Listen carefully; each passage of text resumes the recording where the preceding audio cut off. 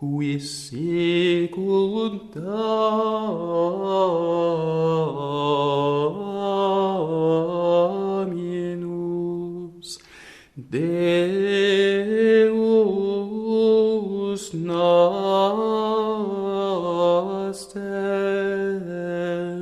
qui in altis habitat,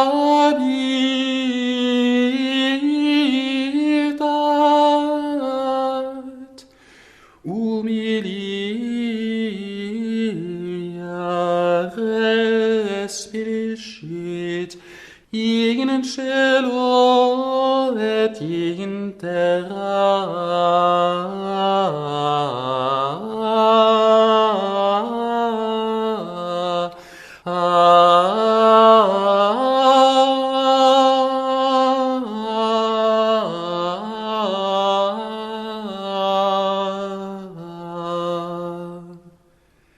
Suscita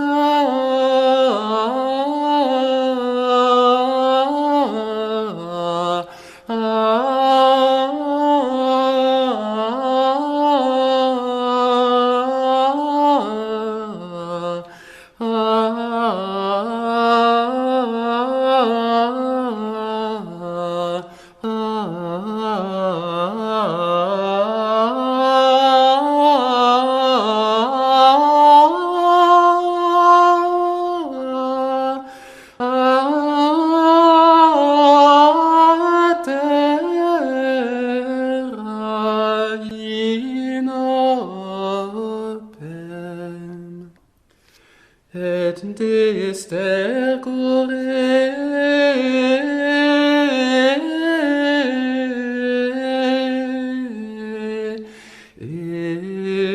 erigens paupere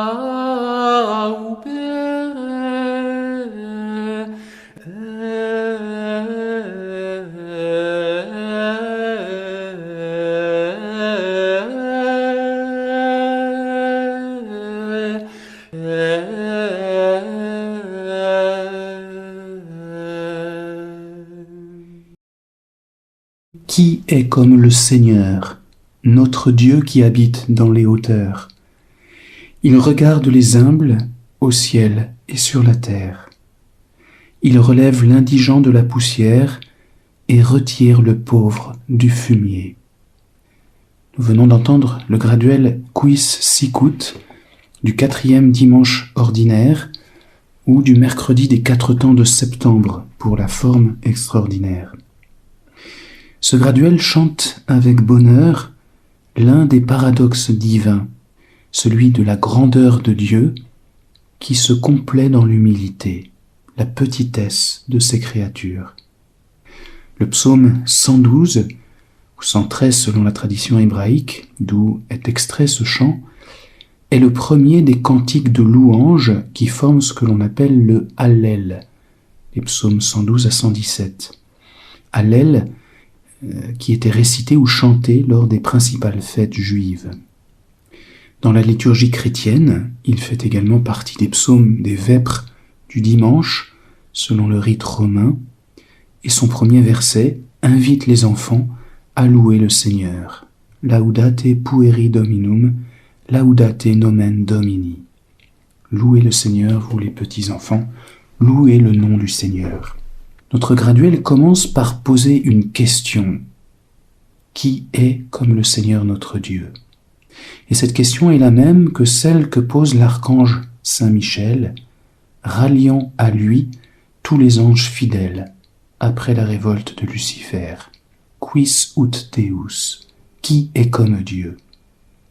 Cette question est un cri, elle est une devise, un mot d'ordre que nous pouvons nous répéter souvent en face des tentations de Satan, et en particulier devant les impertinences de l'homme moderne qui se croit tout permis.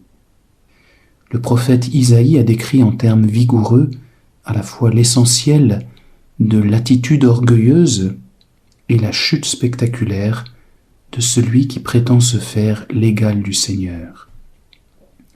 Comment es-tu tombé du ciel, étoile du matin, fils de l'aurore? Comment as-tu été jeté à terre, vainqueur des nations? toi qui avais dit dans ton cœur, j'escaladerai les cieux, au-dessus des étoiles de Dieu j'élèverai mon trône, je siégerai sur la montagne de l'assemblée, aux confins du septentrion. Je monterai au sommet des nuages, je m'égalerai au Très-Haut. Il est remarquable que le texte de notre graduel ignore volontairement les orgueilleux, pour ne mentionner que les petits, les privilégiés du Seigneur, du ciel et de la terre. Dieu se penche sur eux, c'est-à-dire qu'il les aime d'un amour de prédilection. C'est là le paradoxe, mais il n'est qu'apparent.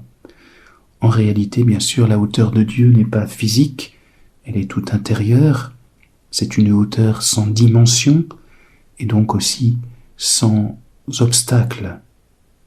Dire que Dieu se penche, c'est bien sûr une façon de parler qui emprunte cette image à nos relations humaines. Une grande personne se penche pour parler à un petit enfant. Cette hauteur infinie de Dieu le rend en réalité tout proche de nous, puisqu'elle n'a aucune limite. Elle le rend partout présent, immédiatement présent. Le tour de force de l'orgueil, c'est de réussir à éloigner Dieu quand même.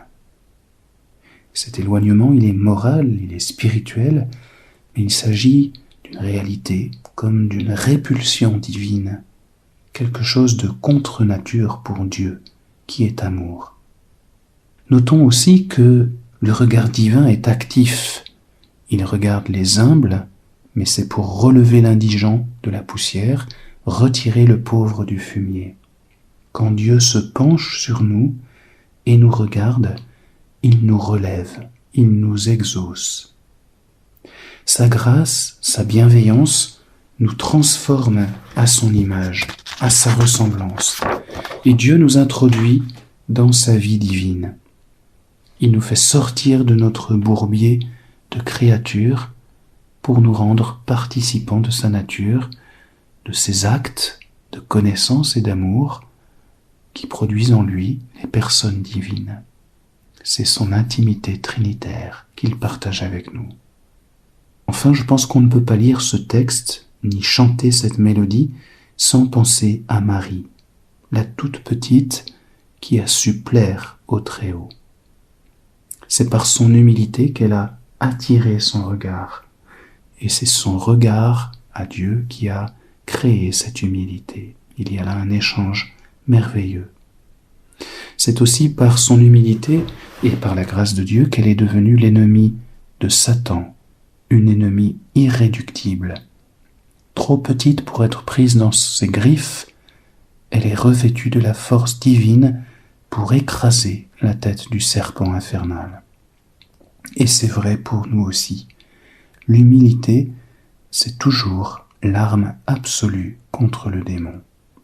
On réécoute ce graduel Qui sunt Deus avant d'en faire le commentaire musical. Qui sicut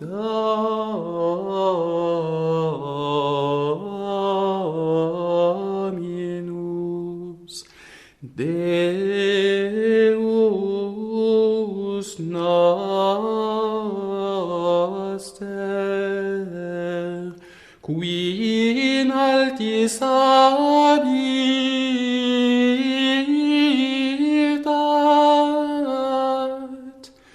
humilia respirit in cielo et in terra.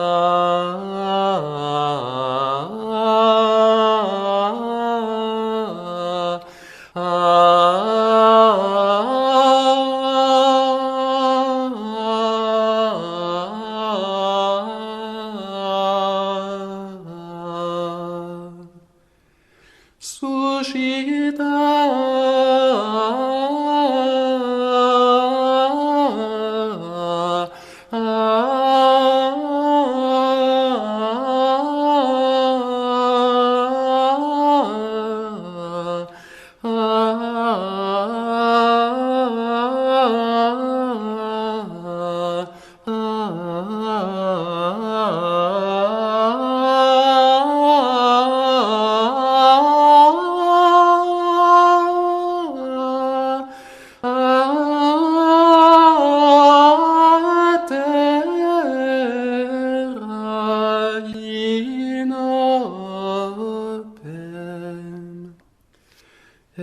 te stercore,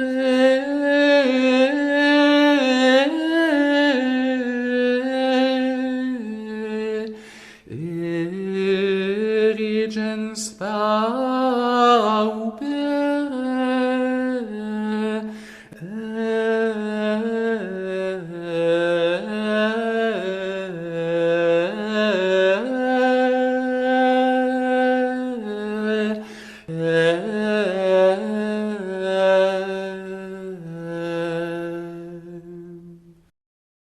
Le compositeur a choisi le 5e mode pour exprimer musicalement le message contenu dans les versets du psaume 112. La clarté de ce mode, doucement tempérée dans notre graduel par l'emploi fréquent de quelques si bémols bien placés, convient bien en effet à la louange de la grandeur divine, relevant le pauvre et se penchant sur le petit. Un certain nombre de formules sans ton sont utilisées, notamment dans le verset. Je rappelle que la formule sans ton, c'est un matériau mélodique qui est utilisé par une sorte de réservoir de formules mélodiques dans lequel puisent les compositeurs pour façonner leurs pièces, un peu comme un morceau de vêtement qui est fait à partir de plusieurs autres petits morceaux, ou comme une mosaïque. Mais ce graduel présente aussi quelques vocalises originales qui témoignent de la belle adaptation profonde de la mélodie au texte sacré. 2 phrases forment le corps du graduel et 2 phrases également constituent le verset de ce graduel assez bref mais très bien équilibré. L'intonation est classique, on la retrouve dans un grand nombre de graduels du 5e mode. C'est l'une des formules déployées, si l'on peut dire, en ce sens qu'après l'appui sur le Fa, qui suffit pour l'intonation de certains graduels, par exemple le graduel Christus, Jeudi Saint, ou les graduels Bonum Est, ou Pacifice, ou Indeo, qui ont des intonations très courtes et qui s'arrêtent sur le Fa. Ici, au contraire, la mélodie s'étend en une vocalise très complaisante sur l'accent de Dominus. On a le cas aussi dans des intonations similaires des graduels Timebunt Gentes ou aussi Misit Dominus. Cette formule large et chaleureuse est très bienvenue ici pour traduire la question qui est aussi une affirmation de la seigneurie unique de Dieu. Qui est comme Dieu? Juste après l'intonation, la mélodie de Deus Noster se tient sobrement à l'intérieur de la tierce Fa-La. Aucun éclat n'apparaît dans ce membre de phrase léger, humble, doux, qui annonce d'emblée les qualités qui sont les qualités de Dieu et qui font pressentir les préférences du cœur de Dieu pour les petits, ce que va nous révéler la suite du graduel. L'éclat, et encore assez sobre, ne se manifeste que dans le membre suivant sur Qui in altis habitat. Formule originale, très expressive puisqu'elle traduit parfaitement le texte, Dieu habite dans les hauteurs, et la mélodie s'est considérablement élevée sur ce passage. Mais ce passage est aussi léger, notamment sur Qui in altis, au début, puis il s'élargit et s'amplifie au sommet sur le verbe habitat, qui semble vouloir nous dire aussi que cette habitation est éternelle et stable. Habitat est très épanoui et il s'achève sur une merveilleuse cadence tout là-haut en do aigu. Et tout de suite après, le contraste est saisissant. Le mot humilia, les humbles, avec son début syllabique à l'unisson, son si bémol plein de douceur, est pris au contraire de façon très piano. Et c'est dans ce passage, entre les 2 phrases, entre la hauteur de Dieu, où il habite, et les humbles sur lesquels il se penche, que l'on perçoit le paradoxe d'un Dieu très haut qui affectionne les plus petits. Et la mélodie descend, s'amenuise, jusqu'à respicit, le verbe qui traduit le regard de Dieu. Un petit sursaut bienvenu et lui aussi parfaitement adapté au texte se manifeste en élan mais brièvement sur in cielo. Les petits qui sont au ciel, il y en a beaucoup, et il y en a aussi beaucoup sur la terre. Et on revient au grave justement sur in terra, avant que la formule centon, finale du corps de ce graduel, ne nous introduise par avance, alors, dans la belle lumière de louange qui va présider tout au long du verset. Un corps de graduel donc bien cohérent avec le texte et bien expressif.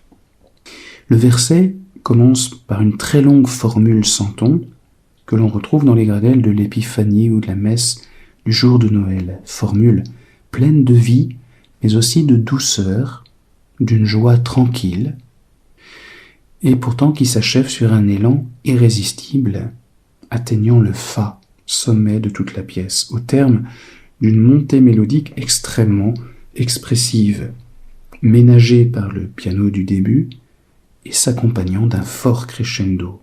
Vraiment une belle formule. La particularité de notre graduel, c'est qu'après cette formule, qui est souvent suivie d'un grand calme, en contraste, bien la mélodie renchérit sur le petit mot a et même sur le mot terra, qui tous deux vont toucher encore le fa à l'aigu. Et ce n'est qu'après, et de façon assez subite alors, que la mélodie plonge au grave, de façon expressive là encore, et rejoint la tonique fa sur le mot inopem, l'indigent. Mais le message de l'exaltation du pauvre se dédouble en quelque sorte. Il y a donc un renchérissement. La mélodie de la deuxième phrase, sans avoir le caractère enthousiaste de celle de la première phrase, reprend néanmoins du mouvement sur le mot stercore, sur le fumier.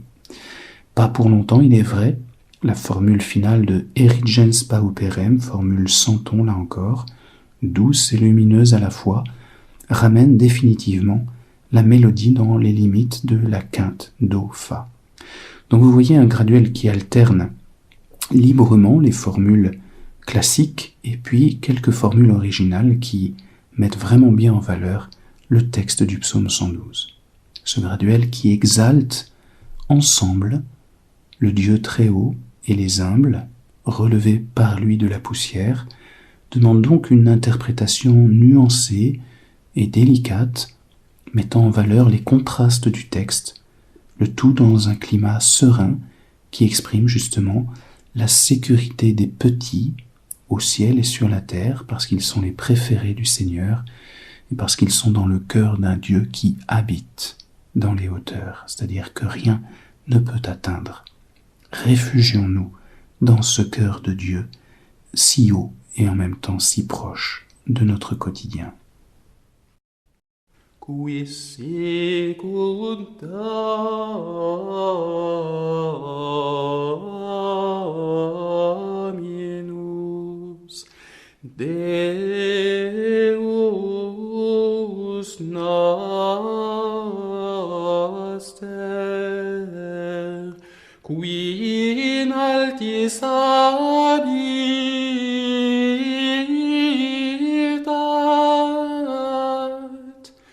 humilia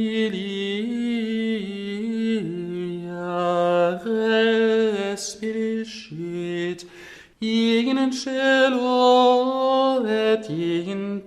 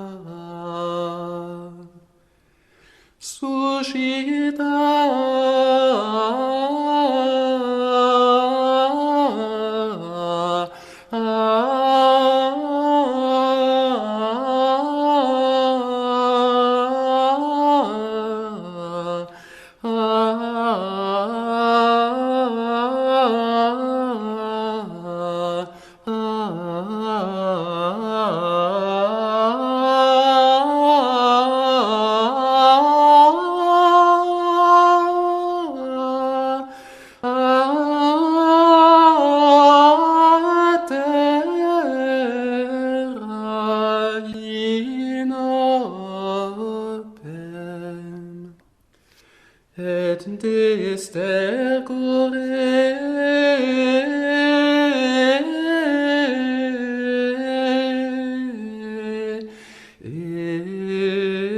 erigens paupere,